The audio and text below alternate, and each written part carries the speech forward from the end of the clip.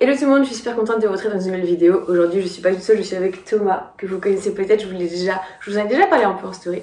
Donc Thomas, il part pour faire l'enduroman.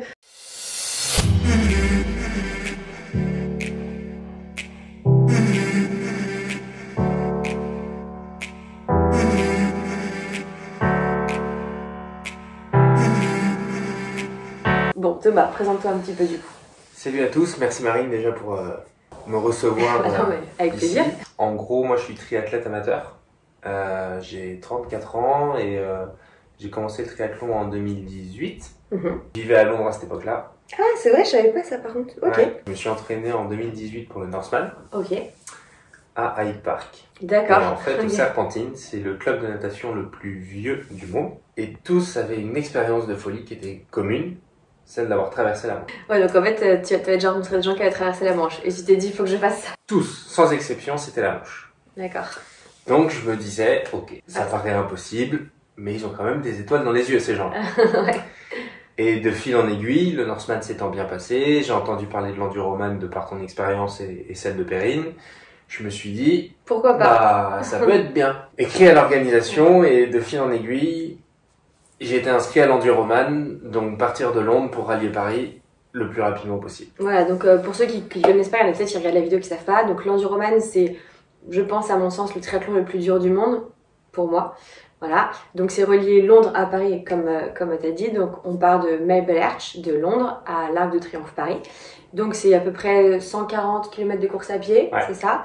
La traversée de la Manche à la nage qui est à 33 km à vol d'oiseau, mais avec les courants on en nage toujours beaucoup plus. Personnellement j'en ai nagé 49, voilà. Bon courage. Et le vélo, 290 km, ça c'est ton truc, voilà. Pour ceux que ça intéresse, je mets juste ici, ça doit apparaître juste ma vidéo, moi si ça vous intéresse d'aller la voir après. Toi déjà, quel est pour toi ton point fort, ton point faible, bon, pas forcément le point faible, mais là où tu es peut-être le moins à l'aise? Le point fort, j'ai envie de dire, toute humilité entre guillemets, il y en a plusieurs. Il y a celui d'avoir un petit background triathlon et de sport en général. Pourquoi je dis ça? Parce que le premier jour où j'ai eu l'organisateur au téléphone, il m'a dit « Enduroman, it's all about what you have in the bank ». Ouais, pas mal, c'est vrai, c'est vrai, c'est vrai. Donc en gros, c'est pas les 6 mois ou les 1 an de préparation que tu vas faire là, c'est en toi, enfoui quelque part, et ce que tu as fait par le passé qui va conditionner ton succès ou ton échec. Ce qui est marrant, c'est que c'est un peu le slogan de la marque que j'avais Chloé, You Have It in You. Voilà. C'est ça. C'est vraiment quelque chose qui résonne en moi. Et durant toute ma préparation, je l'ai gardé en me disant, voilà, chaque petit bout qui t'amène le plus près de la réussite, de la réussite, ou en tout cas d'être au maximum prêt pour le jour J, et un peu mon mantra. Et mon point fort, ça va être que déjà à pied, je suis assez endurant, ouais, j'ai une bonne vitesse, donc pour courir l'objectif étant de traverser la Manche, enfin en tout cas mon objectif personnel c'est de toucher le sable entre Calais et 800, voilà. Et à partir de ce moment-là, c'est que ça veut dire qu'il faut être en capacité d'être suffisamment en forme quand tu te jettes dans l'eau. Oui, c'est ça. Bah, c'est ce qu'on dit toujours. Moi, personnellement, de mon expérience, de ma préparation et de ce que j'en ai fait, et même d'en avoir parlé avec Perrine ou avec d'autres personnes qui l'ont fait et tout, Ludovic Churignon, Cyril Blanchard, etc. En vrai, l'enduroman, c'est la Manche. La Manche, c'est d'être dans les meilleures conditions pour traverser. Et c'est surtout, pour moi, c'est énormément de mental, mais ça, je me fais pas de soucis pour ça. Donc ça c'est un autre des points forts. Ouais. C'est que je pensais que t'allais dire ça en premier, moi. J'ai pas prévu d'abandonner. Ah non, mais ça, c'est pas possible. Ça, c'est sûr que non. Et le point faible... Faible ou là où t'es peut-être le... Ouais, c'est qu'en fait, pendant mes entraînements dans la Manche, je devais faire 6 heures, j'en ai fait 3 parce que j'ai eu le mal de mer dans l'eau. T'es littéralement dans une machine à laver, en fait. Et c'est pas super de l'amour, mais en gros, quand tu vomis en nageant, c'est quelque chose que j'avais jamais essayé. J'avais pas prévu. Test. Et c'est peut-être ce que je redoute le plus, en fait. C'est d'avoir un pépin de ce type-là, en fait. Parce qu'il est difficilement gérable. Il est gérable, mais c'est quelque chose que je redoute. Et c'est aujourd'hui, à 10 jours de mon départ, potentiellement, ce que je redoute le plus. En fait, c'est vrai que sur un effort tellement long comme ça, il y a plein de choses qu'on peut pas contrôler, il y a plein de choses qui arrivent. En fait, moi, comme je dis toujours, rien ne se passera comme prévu, mais en bien comme en mal. Donc, c'est-à-dire que peut-être t'as prévu, ça va être dur, en fait, ça va être facile, Et peut-être que ça, tu vas te dire, ça va, et en fait, bah, tu vas avoir des soucis. Et c'est tellement long qu'il peut se passer tellement de choses que bah, c'est l'aventure, quoi. Bah en fait, oui, tu vois, aujourd'hui, j'imagine le vélo étant la partie la plus facile. Mais tu ça sais se trouve, ce sera la plus dure. Ouais. Je sais pas pourquoi, mais il va peut-être faire 40 degrés. Oui, ou peut-être que, je sais tu pas. seras 15 heures sur ton vélo. Ouais. Tu vas perdre toute l'eau et tout le sel que tu as en toi. Tu seras plus en mesure d'avancer. Donc, aujourd'hui, l'objectif de l'enduroman, et quand je l'appréhende, c'est que ma préparation a été faite pour être en capacité de gérer ce qui n'est pas prévu. Là, c'est bien. Entre guillemets, je sais à quoi ressemble la course, je peux me la visualiser 1000 fois. Ouais. C'est pas ce qui va se passer. Non, c'est ça. Mais c'est ça. En fait, c'est pas comme, et c'est très bien, c'est pas du tout pour dénigrer ou pas, c'est pas comme un 10 km, un 5 km de course à pied ou des petites courses où là, en fait, c'est pas que c'est facile, hein, mais bon, il y a moins de temps pour qu'il se passe malheureusement des choses, quoi. Donc, tu laisses moins de temps à l'imprévu. Voilà, exactement. Et c'est aussi la beauté de cette course-là, c'est que personnellement, on n'est pas Mike Horn, on n'est pas Sylvain Tesson, malheureusement, j'aimerais bien, mais on n'est pas ces gens-là. Et ce qui est beau, c'est que lorsqu'ils partent dans les aventures, le jour où ils partent, le lendemain, ils savent pas ce qu'ils vont trouver. Ils n'ont aucune idée. Ouais. Et en fait, ce qui me plaît dans l'enduroman, c'est de me dire, je vais mettre mes 15 premiers coups de bras dans la manche. Bah, j'ai aucune idée des 15 suivants, ou des 15 suivants, ou des 15 suivants. Les souvenirs que j'ai, moi. Donc, la seule chose que je sais, c'est que normalement, je suis en capacité de courir 140 km. Ça, normalement, je peux le faire. À une allure. En plus, j'ai pas dit que je voulais les faire en 7 heures. Non. Je vais les faire tranquillement. Profiter. Faire 300 km de vélo, je peux signer aujourd'hui, je sais que je peux le faire. Traverser la Manche, je ne sais pas si je peux le faire. Et en plus, à la suite des discussions avec les gens qu'on a déjà eu qui ont traversé la Manche, tous te disent, et aussi bons nageurs qu'ils soient, les meilleurs du monde ou les moins bons, ils te disent la Manche, quand tu te lances dedans, tu ne sais pas si tu vas y arriver. Mais non, parce qu'en fait, c'est l'élément. En fait, tu peux pas contrer les courants, tu peux pas contrer les marées, tu peux pas contrer plein de choses que tu peux pas contrer, en fait. Donc, mais bon. Donc, l'objectif, c'est de se préparer pour essayer de moins paniquer quand l'imprévu va arriver, quoi. Du coup, je vous avais demandé un petit peu si vous avez des petites questions sur ça. Alors, les questions. Il y en a beaucoup. Comment gérer l'alimentation sur 14, 16 heures, 18 heures de nage? Est-ce que tu as un protocole de ravitaillement sur la Manche? Que moi, c'était un protocole qui était différent de la course à pied et du vélo, mais toi, est-ce que tu as testé un peu des choses? Alors, j'ai testé pas mal de choses. J'ai fait un compte, je sais pas si tu t'étais amusé à le faire, mais en gros, sur l'enduroman, il semblerait qu'on brûle entre 40 et 50 000 calories. Oh, peut-être moi je suis une fille. Hein. Ouais, moi, par rapport à ce que j'ai brûlé sur Iron ou par le passé, je pense que je peux atteindre les 40-45 000 calories brûlées. Donc bien évidemment, il va falloir en absorber beaucoup. Sauf que tu peux pas, enfin, tu vois, tu peux pas moi j'en mange 3000 par jour à peu près, 3005. Si je dois en absorber 20 000 dans la journée, non, mais même pas aller manger 100 Big Mac. Voilà. Donc, il y a un protocole bien strict, aussi bien sur la course à pied que sur la Manche, que sur le vélo. Deux choses qui sont composées d'éléments complètement différents. Par exemple, sur le run, j'aurais du solide plus que sur la Manche. En fait, ce que je dis toujours, c'est qu'en fait, le corps humain n'est pas habitué à manger en position horizontale. Enfin, si tu manges, tu continues à nager. Et c'est ça, alors qu'en fait, en course à pied, déjà, tu as des impacts. En vélo, tu n'as pas d'impact, donc tu digères mieux. Tout est complètement différent, quoi. Du coup, sur la Manche, ce sera essentiellement du liquide. Toutes les 50 minutes, on va manger vraiment toutes les 50 minutes et s'hydrater. C'est 50 minutes, ok. Ouais. Très bien. 45, c'était trop court. 40, c'était trop court. 1 heure, ça peut être un peu long. Après, tu peux changer. Hein. Moi, je sais qu'au début, je faisais toutes les 15 minutes et après, j'ai fait toutes les 30. Tu mangeais toutes les 15 minutes? Au début, les 2 premières heures. Et après, toutes les 30. Et pour ceux qui veulent savoir, on n'a pas le droit de toucher le bateau, on n'a pas le droit de monter sur le bateau, sinon on est disqualifié. Donc on irait avec une perche, enfin c'est comme ça. C'est ça. Donc c'est... non, on n'a pas le droit de prendre de pause. Sinon c'est carton rouge. Voilà, et out. Et en gros, je sais pas si toi tu l'as vu, mais il semblerait que plus tu t'arrêtes pour manger, plus tu recules. Ah bah oui, mais moi je me souviens que chaque minute où tu t'arrêtes, tu perds 50 ou 70 mètres. Moi je m'arrêtais pour manger et le temps que je prenne, ça prenait 15 secondes, même pas. Je me retrouvais derrière le bateau et derrière en plus les pots, machin. Ouais. Après, il fallait que je ramasse. Ah, ça c'est chiant. Ouais. Donc l'objectif c'est de s'arrêter le moins possible c'est ça. pour avoir le moins de trucs à refaire. De chemin à reparcourir à la fin. Parce que déjà qu'on va se taper 36 bornes, ça c'est sûr si en plus il y en a que tu te prends en rab, autant les éviter quoi. L'autre question, pouvez nous suivre, parce qu'on peut suivre de loin? Oui, il y aura un tracker, enfin si c'était comme là, donc il y a un lien tracker, j'imagine que tu le mettras sur tes réseaux pour le suivre, ou même vous allez sur le site Enduroman et vous pourrez suivre. De toute façon, n'hésitez pas à vous abonner à Thomas pour voir un peu, il va vous expliquer quand est-ce qu'il part, il sait pas trop encore, pour voir un petit peu tout ça, l'avancée. Comment s'entraîner beaucoup mais pas se blesser. Ça c'est déjà quand on prépare un Ironman, moi je prépare un Ironman, c'est complexe de s'entraîner beaucoup, des gros charges d'entraînement et pas se blesser, mais là l'enduroman c'est encore autre chose quoi.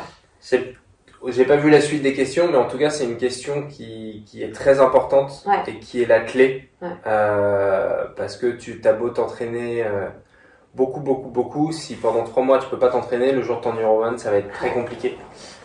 C'était je pense une de tes craintes toi à l'entraînement, enfin moi naturellement. Bah ouais, parce que tu pars pour des 50 bornes à pied, des 30 bornes de piscine, du vélo, des choses comme ça. À côté de ça, t'essaies d'avoir une vie aussi, donc tu dors pas forcément bien, t'essaies quand même de bien dormir. En fait c'est quelque chose de très progressif. Au début, si tu le fais un peu en manière autodidacte, tu vas toujours avoir la peur de pas faire assez. Mon objectif a été assez simple, c'était il faut s'entraîner de la meilleure des manières.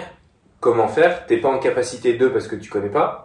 Donc je me suis entouré d'un coach, Sébastien Pernet pour pas le nommer. Et en gros, cette personne-là est très pédagogue et a été de manière crescendo jusqu'à atteindre ce qu'on appelle un pic de forme et augmenter le volume en conséquence de l'intensité et y aller petit à petit. En fait, il faut pas se dire je vais courir chaque jour plus vite que la veille. Là, c'est voué à l'échec.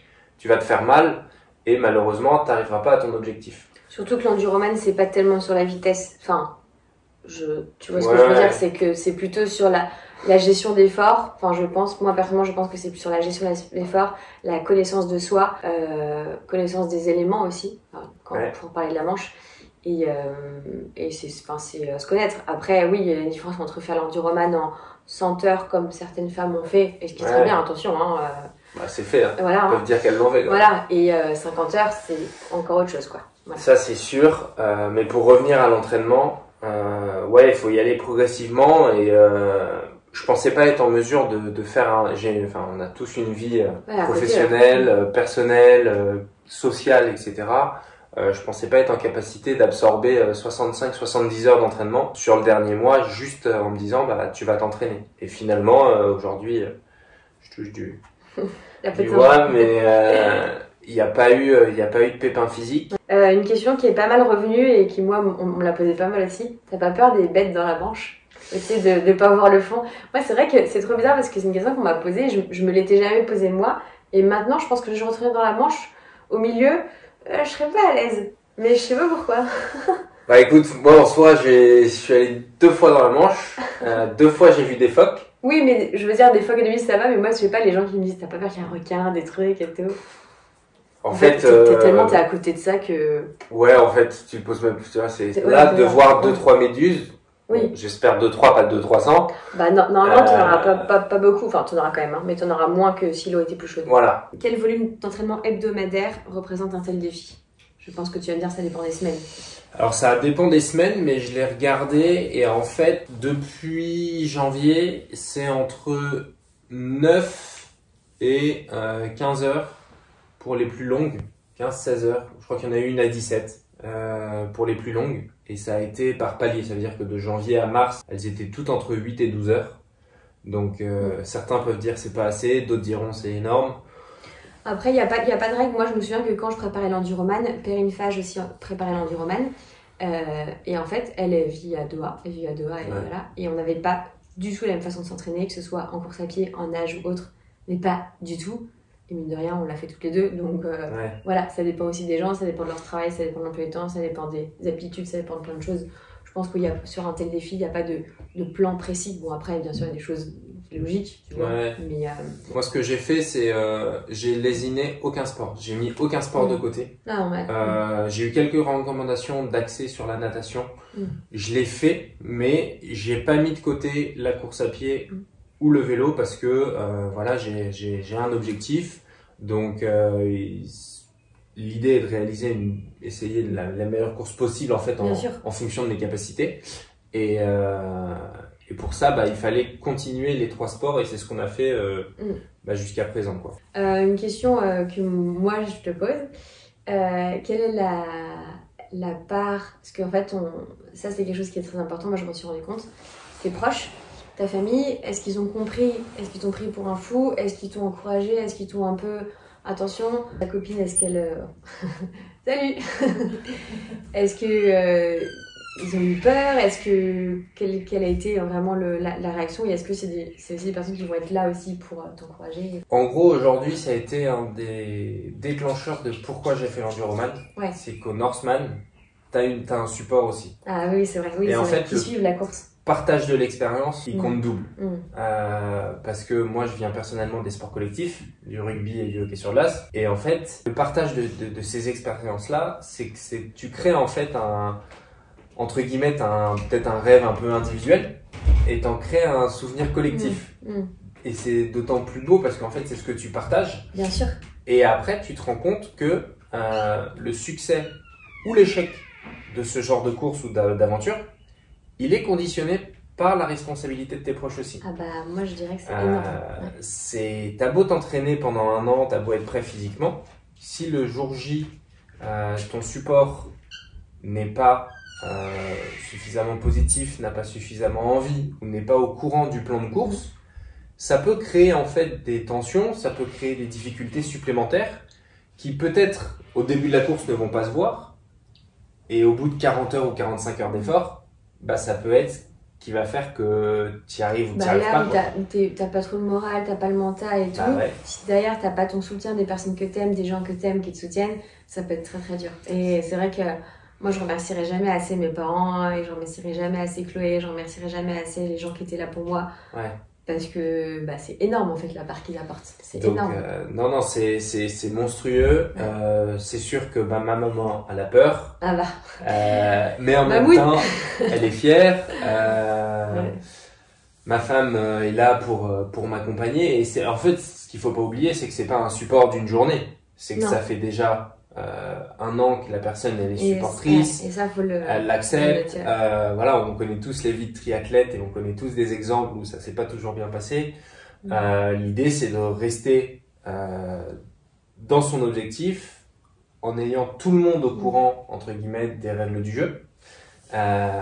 Mais aujourd'hui c'est quelque chose que j'ai hâte de partager en fait parce que c'est un peu une pression positive. Tu te dis, je vais me préparer pour que ça se passe du mieux possible, pour que tout le monde puisse profiter. Mais tu sais que moi, depuis que j'ai fait l'enduroman, j'aime plus les gens. Non, mais c'est bizarre, c'est bizarre à dire et je pense à comprendre, mais je pense que tu comprendras. J'aime plus les gens, alors plus la vie, non, c'est pas vraiment ça, mais j'aime vraiment plus les gens. Bah, mes proches, oui, mais même plus les gens en général. Question qui est importante, qui sera sur le bateau? Il faut savoir qu'on n'a pas le droit d'avoir beaucoup de personnes sur le bateau, c'est normal. Mais du coup, donc, à mon souvenir, moi j'avais 2 ravitailleurs et de l'organisation, il y avait un pilote et un autre peut-être qui se relayait et une personne qui gérait la course. Je sais plus combien on est. Mais genre, en gros, nous on sera 2 plus l'arbitre. Oui, c'est ça, exactement. Et le pilote du bateau. Voilà, c'est ça. Moi, il y en aura 2. Il y a Sébastien, mon coach, qui me coach depuis 5 ans. Ouais, donc qui est un passionné, qui me connaît très bien et qui connaît aussi les sports d'endurance. On a été ensemble à 800 s'entraîner pour donc faire un peu une bis repetita de à quoi ça peut ressembler. Bien sûr, ouais. Et je le remercie chaleureusement d'ailleurs parce que tout le monde n'est pas obligé de faire ça. Et le deuxième, Mathieu, qui est pêcheur, c'est déjà perdu. J'ai envie de pleurer d'imaginer tout ça, c'est trop bien. Et c'est quelqu'un que moi je définis un peu comme un imperméable sous la pluie. Ouais. C'est bien ça. Il peut se passer n'importe quoi, ça coule, c'est pas grave, il reste bien, en pleine forme et avec le sourire. C'est hyper important. Moi personnellement, je suis pas sûr de pouvoir y arriver si un jour quelqu'un me dit viens, parce que j'ai le mal de mer. Ah ouais, non mais bien sûr. Donc j'ai trop envie d'y aller. Ah bah c'est pas facile. Mais est-ce que je vais pas mettre à risque parce que j'en sais rien. Ah oui, bien sûr, oui, c'est ça, tu te pas bien et tout. Hein. Mais tu sais qu'il faut savoir qu'il y a le mal de mer. Et moi, à la fin de ma traversée, j'avais mal de terre. En fait, après, à la fin de la traversée, après, quand j'étais revenue sur la terre, je tanguais. Alors tellement j'étais stable que j'avais envie de vomir. Parce que mon corps avait été habitué à être comme ça. Et j'avais trop envie de vomir. Et du coup, je me balançais un peu sans m'en rendre compte. C'était trop bizarre. Mais sur le vélo, ça t'a pas posé de problème? Non, ça a duré 3-4 heures. C'est que tout est complètement Et tu peux pas décorrélé de la savoir. réalité. Moi, par exemple, j'ai pas pu mettre mes chaussures de vélo les 3 premières heures parce que j'avais Ah, c'était gonflé? les pieds gonflés d'œdème de la course à pied. Et voilà, en fait, ces choses, on prévoit pas. Donc, j'étais en basket, les gars, avec mes Peut-être acheter pédales une paire automatiques. avec 2 paires de plus. Voilà, mais bon, après, tu veux pas savoir, ça se trouve tes pieds vont pas gonfler, ça se trouve Enfin, tu vois, Ouais. c'est tellement... bon. Les étés, moi, j'ai la saison des enduroman qui reprend, donc je suis un peu avec téléfilm, avec les popcorn à regarder, à suivre tout le monde et tout ça. J'ai hâte de te suivre, je suis hyper contente, hyper fière qu'un Français prenne le départ de cette course folle, mythique. Et cette course qui m'a tellement appris, qui m'a fait voyager, qui m'a fait apprendre beaucoup plus sur moi. On te souhaite plein de bonnes choses. Est-ce que tu as un petit mot à dire à la fin? Bah, que si en général les personnes hésitent de se lancer dans des aventures comme celle-ci, franchement, n'hésitez plus. Si vous y pensez, si ça vous donne envie, et entre guillemets, à chacun son Everest, hein, je dis pas que tout le monde doit se lancer dans l'enduroman, mais essayez d'entreprendre des projets, que ce soit sportif, artistique, social, communautaire, n'importe quoi. Le message que j'aime bien passer au travers des réseaux, c'est ça, c'est que si vous hésitez à faire quelque chose, en fait, que vous avez commencé à discuter avec les gens, que vous avez les questions et que vous avez tout ça, en fait, n'hésitez pas, allez-y avec le sourire, et ça vous en ressortirez forcément quelque chose de positif. Ouais, c'est ce que je dis, vous avez rien à perdre, vous avez tout à gagner. Moi, je sais pas si je vais y arriver, l'enduroman, mais c'est sûr que, en tout cas, il m'a apporté, d'ores et déjà, par... L'enduroman, c'est pas le jour même, hein. C'est tout l'entraînement. Bah, c'est ça, c'est all what you have in the bank. Ouais, c'est ça. Mais écoute, merci beaucoup Thomas, on va suivre ça, n'hésitez pas du coup à suivre Thomas donc, sur ses réseaux sociaux, je mettrai en description. Et puis, bah, bonne route, et puis on se retrouve à l'Arc de Triomphe. Voilà. J'espère. À bientôt. Ciao.